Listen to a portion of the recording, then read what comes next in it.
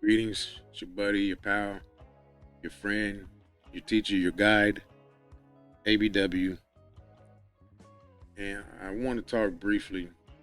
Well, I just want to wrap a tab with you boys real quick. Just kind of coming off the hip. I want to talk about nature, God's nature,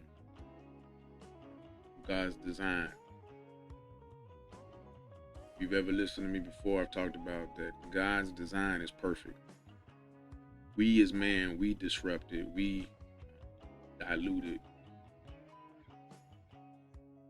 we corrupt it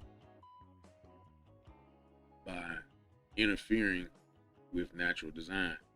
When you fight against the design, you fight against God. That goes for men and women.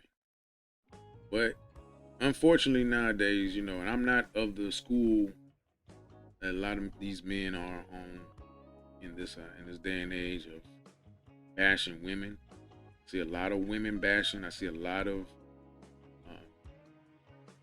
a lot of hate for women, he-man women haters. And there's one thing to hold women accountable and to call out some things that we see in error with women, and when we know there's plenty of it. It's not without just due. There is plenty to lament about in this day and age with the modern woman. But I'm always about taking things back to basics. A woman will do what she's allowed to do. A woman will do what she's forced to do.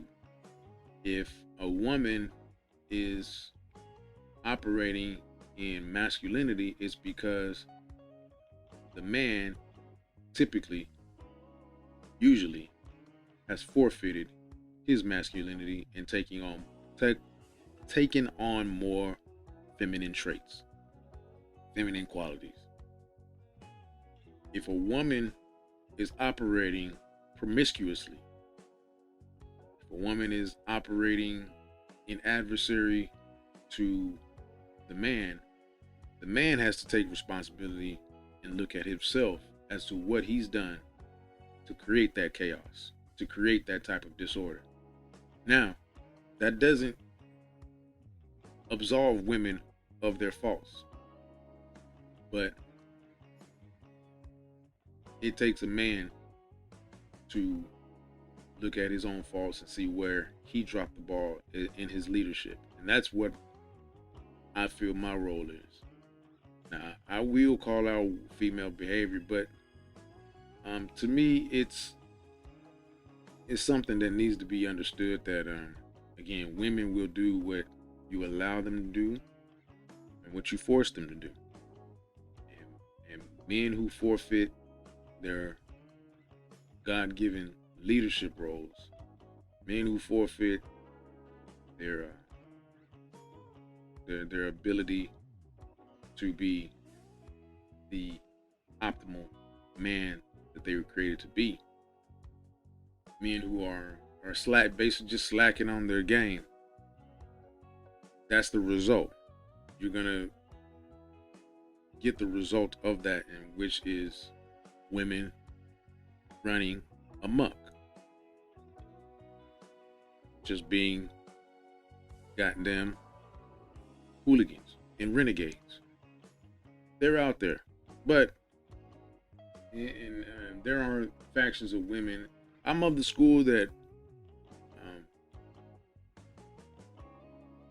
you allow you allow someone, you instruct, and then you allow someone to just basically hang themselves.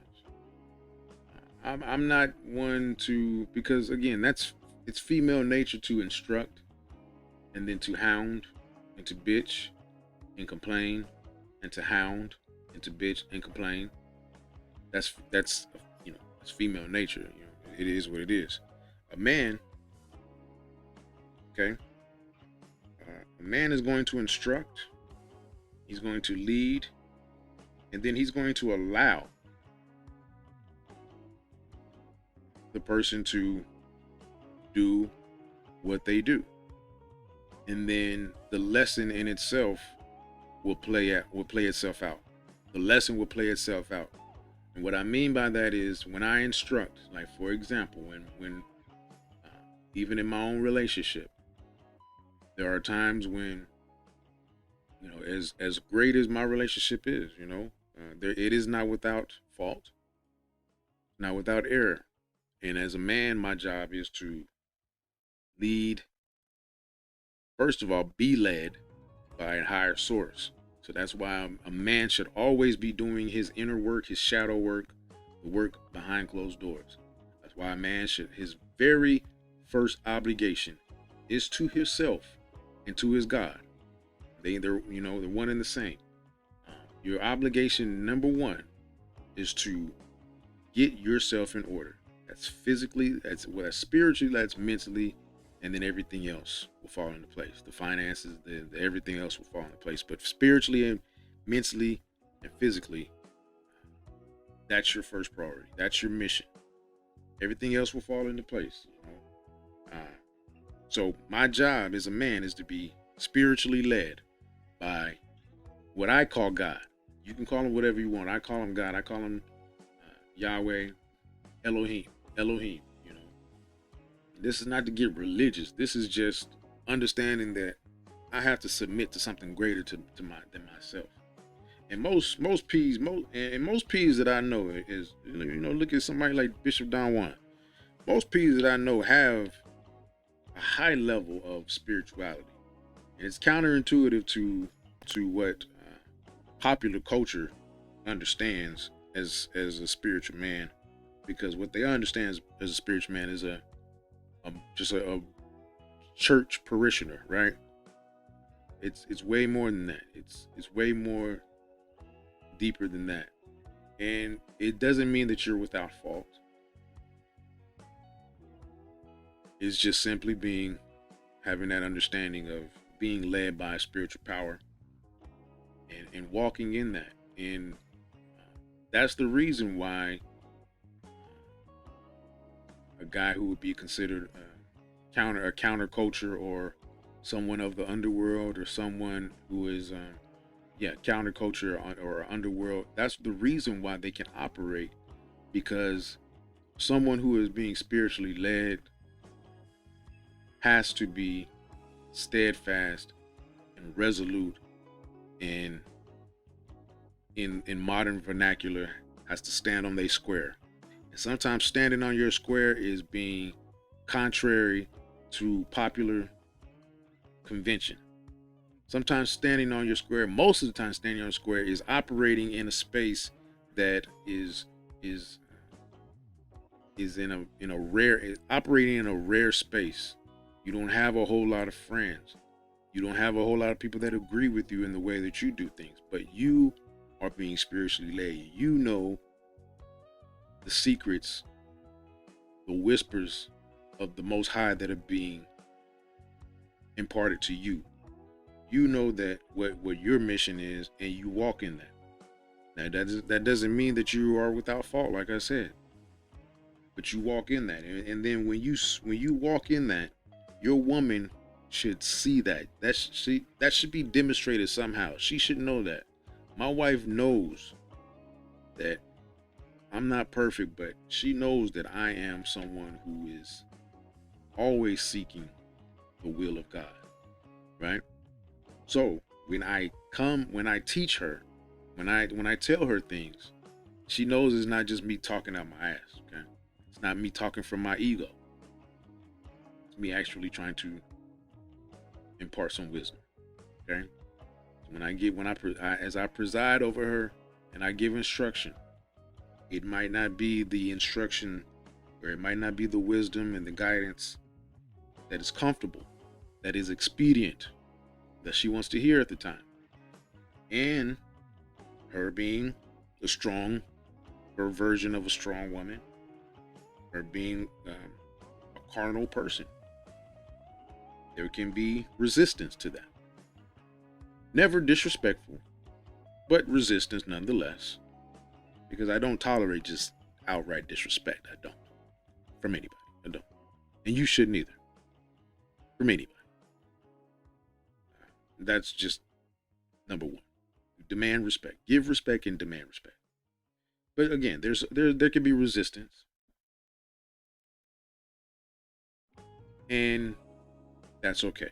That's understandable. Because again, a real man, is able to withstand female nature in all of its glory, in all of in all of its ugliness. Okay, and a part of female nature is irrational emotionalism. Okay, just being irrational. And so you let that play itself out. So you give instruction, and she may have resistance, and that's okay. A man's ego makes him cuss and fuss and yell and say, "Bitch, I told you this." Da da da da da. Have I? We've all been there. That's us submitting to our lower carnal nature, and that's why we should always be reaching towards. That's our natural. That's our natural. That's why we should always be reaching towards the supernatural. So, operating in your higher self, supernatural, when resistance comes from, the person that you are involved with, your wife, your significant other, your bitch, you let that play itself out. You don't respond in kind. The old saying goes, "You don't fight fire with fire." And it's been plenty of times I give instruction. Instruction is not immediately received, but instruction is understood through experience. When she operates counter to that instruction, and the instruction and then the experience plays itself out adversely, negatively, then it doesn't have to be stated any longer. Your instruction has made itself self-evident as to why she should have listened to you in the first place. And as a man, you don't have to gloat about it. You don't have to say, "I told you so." It speaks for itself. Any woman who fights against nature, any woman who fights against, who's adversarial to nature, is fighting against herself, really. And she's fighting against God. Any woman who spends time arguing about double standards, or rather about, our gender equality, is in actuality arguing with the Creator. Whatever you want to call it.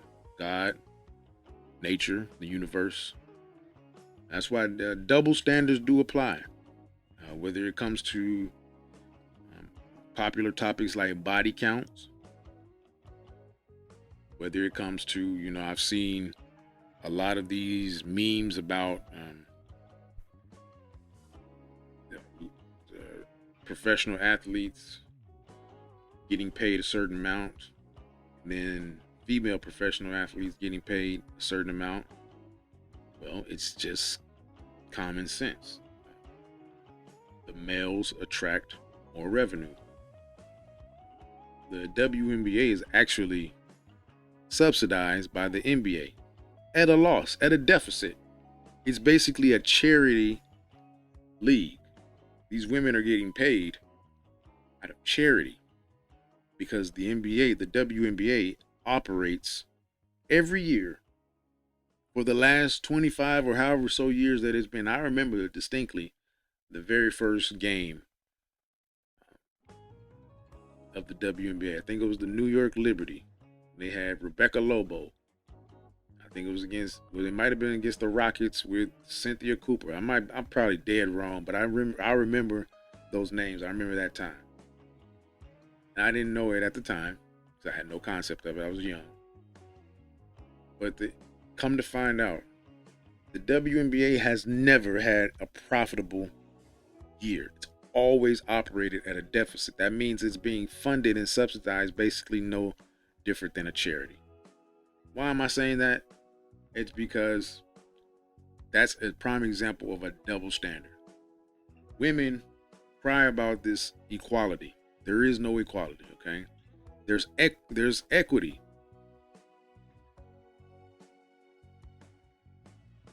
Okay?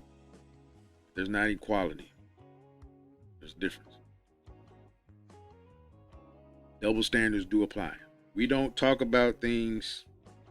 I always say this. We as humans, we have a way of trying to operate and try to understand things as the way that we think they should be. Idealism. Instead of dealing with things the way that they are. Realism. And the fact of the matter is, a man can't behave the same way a woman can and expect to get the same results. And a woman can't operate and behave the same way a man can and expect to get the same results. It's no different than being black.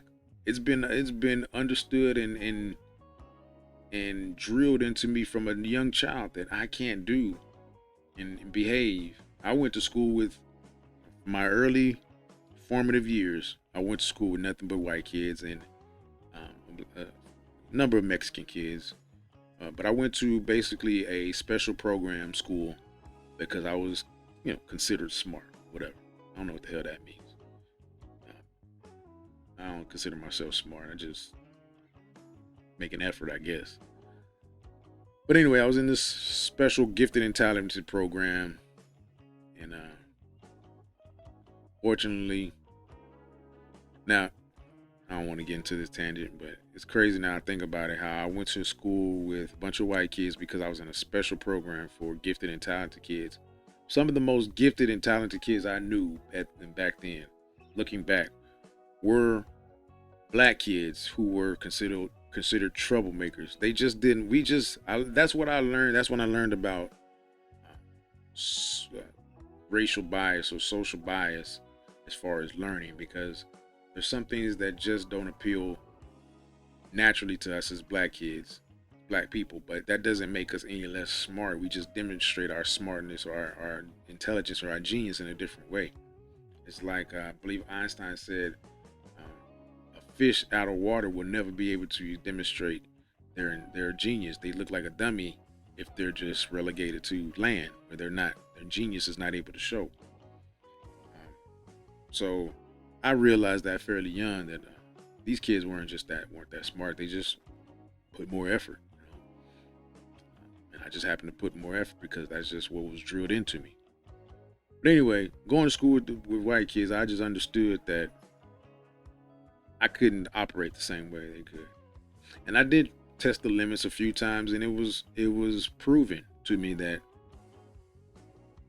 if I, little Tommy, or I'll say some real names, little Braden could get scolded or say, he could say, "Oh man, oh shucks," and the teacher, and it would just go unnoticed. I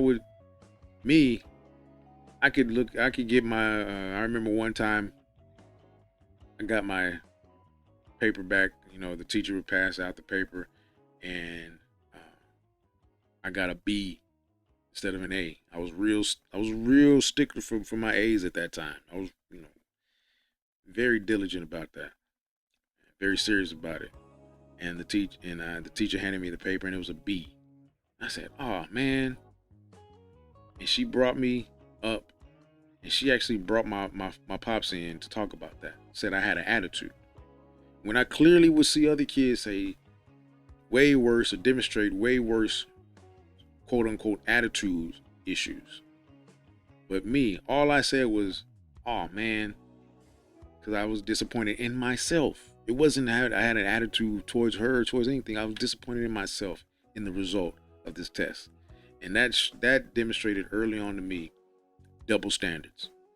And it's not right, but it is what it is, and that's I don't know how I got into that tangent, but that's just a fact of life. The double standards do occur, and so